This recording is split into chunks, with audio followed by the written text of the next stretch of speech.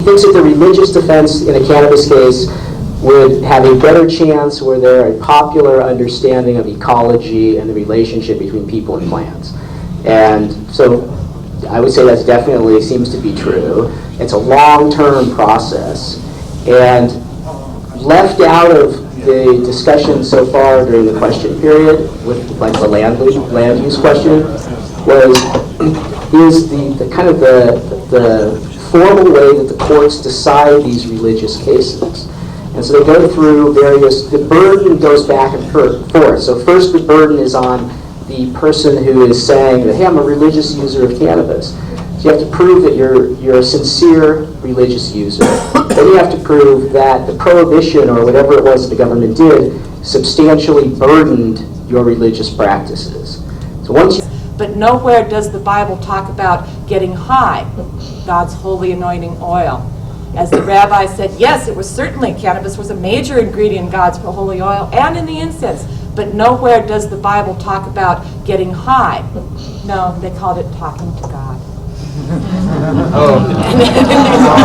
And Aaron was commanded to keep the holy ark of the covenant, to go in and breathe the incense many times a day and have somebody always in there breathing the holy cannabis oil and incense, so that when God had a message for humanity, that we would be ready to hear that message and destroy those works, as well as they did with the Arabic and the Alexandrian mysteries. And the creation of the elixir of life, Shiva, the god of divine intoxication, brought up from the Hindu the churning of the ocean of milk. All the gods were in disarray because at one time, because in Korea, that taught me everything I know about hemp biomass. In fact, when I was 5 years old, he created a hemp rope belt that I proudly used to wear. I also like to thank my mother for teaching me that, you know, it's okay if you do it as long as you're over 18, you know, and that's all you really need to do. Your bodies are growing up, you know, you can vaporize it, you can eat it, you can take it through a tincture for your child, but smoking is really an adult thing, I feel. And because of our movement that the teenagers are starting to see that, well, maybe we should wait till we're older and all this other stuff. It isn't because of being put in jail and being treated like animals, or worse than animals, I should say. I'd like to remember... Act in like manner every person they meet, till it is necessary to destroy them. They shout as they run, amok, amok, which means kill, kill. And this is my favorite story of the book, from a French author, French explorer, Grand Pré, somewhere between 1790 and 1805. The natives of Malacca, eating a great quantity of opium, produces on them a furious drunkenness, too large a dose, a paroxysm of rage, from which death alone can relieve them. Armed with a poniard, which they call Christ, poniard, I think, is a knife, sort of, which leaves a wound at least 2 inches wide, the more terrible from being poisoned, to form an idea of the rage and fury with which this opium inspires them. See that safe nor sensible way to identify impaired drivers. They are an attempt to misuse the traffic safety laws in order to identify and prosecute marijuana smokers per se. I think it's very important for us to bring up this point. It's very important for us to be aware of these laws. And it's very important for us to be proactive so that we're the ones setting the agenda, and make it clear that as a movement, we're also concerned about people who may be driving intoxicated, not only on drugs, but on alcohol, on prescription drugs, on all of these substances. But we are also aware that this is not the answer. This is an end run to go and identify, target, and prosecute individuals for smoking marijuana. This has nothing to do with drug driving. And matter of your personal freedom that's at stake because of what's happened to the alerting dogs.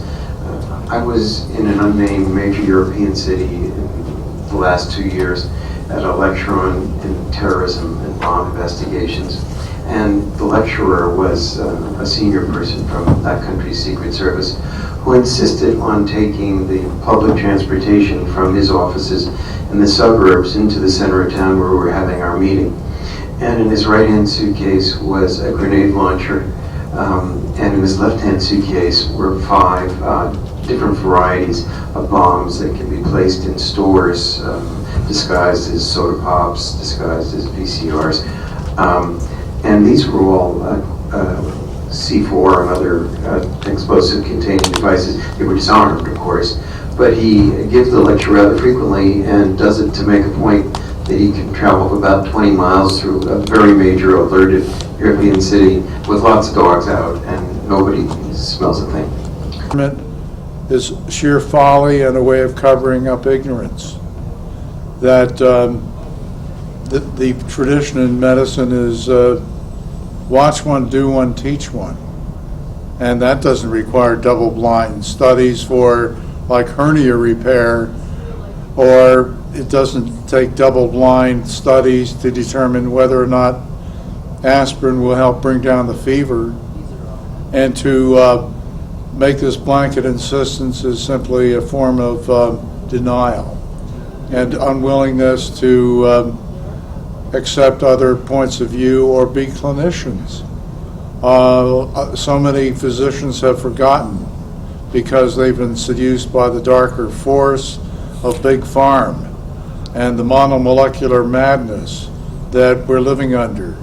The patent office has probably killed off more people by letting out patents for these Me Too molecules that then turn out to be toxic, like the Vioxx fiasco, like the Baycol fiasco. Fairly straightforward, simple, requiring another physician to monitor a certain percentage of my records. I mean, but what's your overall feeling about the situation now? I mean, it seems like you've been telling the truth day after day, year after year for quite some time, and you know, we look to California for the future, for leadership, and it's not clear to me, you know, what's going on. Well, I'm an exemplar of the Joan of Arc model of social leadership, and a combination of that and being a sacrificial lamb, so as to let other physicians get away with it. And as a result, we have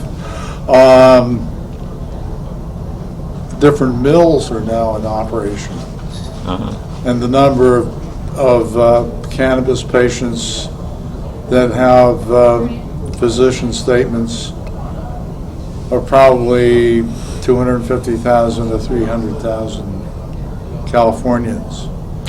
And now the emphasis is how are they going to get safe and affordable access to their medicine. So receiving these materials, and they try to diffuse the argument. And of course, they're the ones that they're at the podium. We're not, able to speak there. And so, with our government money, they're presenting this message. So you really have to be diligent in seeing how they respond to our message and then responding back to them.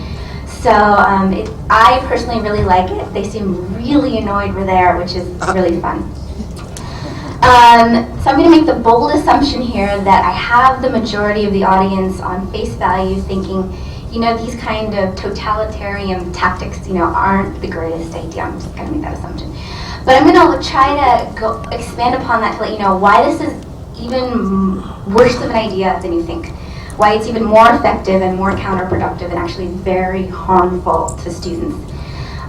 First of all, drug testing isn't effective. The assumption ideologically out there often accompanying this is that, drug testing works, Students will know they're going to be tested, they're going to stop, experimenting. But it doesn't work that way. Behavior has been snaking its way around the country for about 3 years now, holding summits, which are about the equivalent of a one-day propaganda show, where they try to convince educators that random student drug testing is going to be the silver bullet solution to problems with adolescent substance abuse.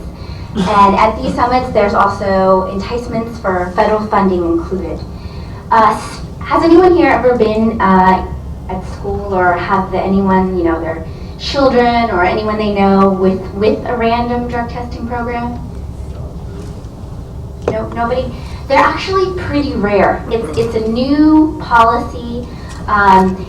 Before 2003, it was incredibly rare. In 2003, the Supreme Court upheld a ruling that said that these programs are constitutional, that the Fourth Amendment is not really valued so much in this situation. So it was held